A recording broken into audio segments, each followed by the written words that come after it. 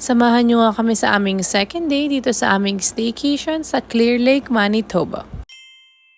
Pangalawang araw na nga namin dito sa Clear Lake, so gumising kami ng maaga para masulit naman yung araw. Maganda yung weather today, so nangapit bahay na kami kila tita at dali-dali kaming nag-breakfast. Balak namin maglakad-lakad ngayong umaga para na makalanghap tayo ng fresh air kahit papano. Ito nga pala yung kwarto nila tita na may one bedroom, may kasama na rin siyang kitchen para pwede kaming magluto kahit papano. Bumaba na kami para makapag-start na rin kaming maglakad-lakad. Itong aming pinagsistayan, meron siyang given na playhouse for the kids and meron din siyang parang bonfire station para rin sa mga adults. So, ang tuwa tong si Eli kasi nga ay napakalaki ng playground niya for this weekend. Umupo lang kami at tumambay saglit. Hindi na rin namin binuksan yung bonfire since maglalakad-lakad nga kami. Alam niyo ba dito sa Arrowhead Family Resort, dalawa yung klase ng kanilang cabin. Itong cabin na to yung pinakaunang choice talaga namin kaso fully booked talaga siya. Hindi naman nata nagkakalayo yung presyo nila pero fully booked talaga siya that weekend kung kailan kami nagstay. So, nagbook na lang kami dito sa kanilang second option na parang townhouse na mga rooms. Naglakad-lakad na nga kami. Naghahanap rin kami ng mga kainan for later para makapag-reserve na din. Ito nga pala yung kanilang gasoline station at sa likod niyan may nagpaparenta ng bike. Balak sana namin mag-bike para naman makapaglibot-libot tayo ng hindi naglalakad. Yung mga pinaparentahan nilang bike dito parang pang single lang at hindi naman fit sa amin yun since may mga kasama kaming maliliit na bata. Naglakad-lakad pa kami at nakahanap kami ng bike na pang family friendly. Lumayo pa kami ng very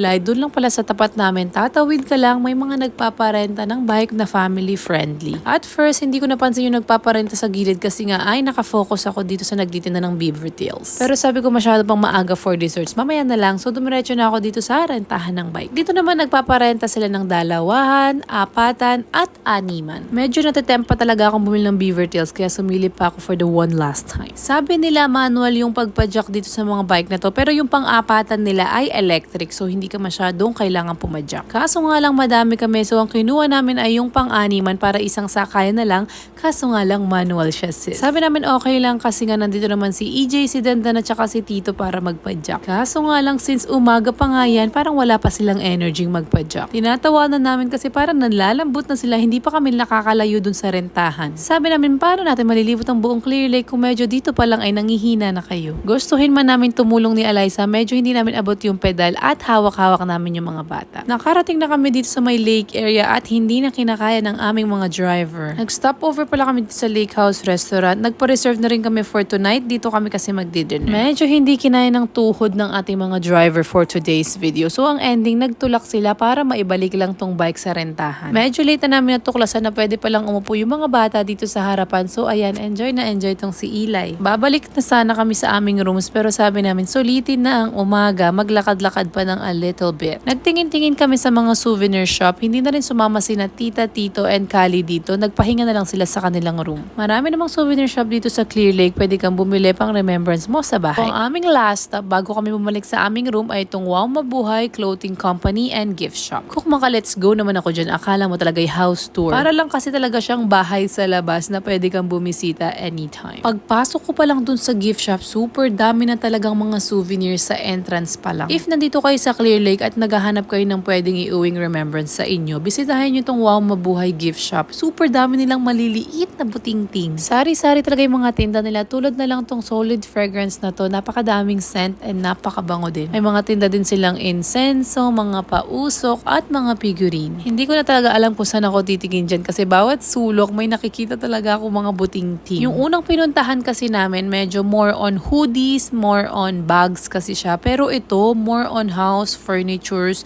more on house souvenirs talaga siya. So, kinuha ko muna tong ref magnet na bottle opener na din for today's video. At alam nyo ba, hindi lang doon nagtatapos tong souvenir shop na to. Meron pa silang buong basement for gifts and souvenirs. More on seasonal souvenirs tong basement na to. Tulad na lang tong mga Christmas decors or mga parol. I believe itong mga parol na to ay import pa from the Philippines. Makikita mo kasi talaga sa kanila nagawa sila sa kapis, tanso at pilak. Tanso at pilak. Charis, kapis lang. Talaga nga namang mapapansin mong Pilipino yung may-ari ng gift shop na to kasi medyo August pa lang nakatayo na yung Christmas tree nila.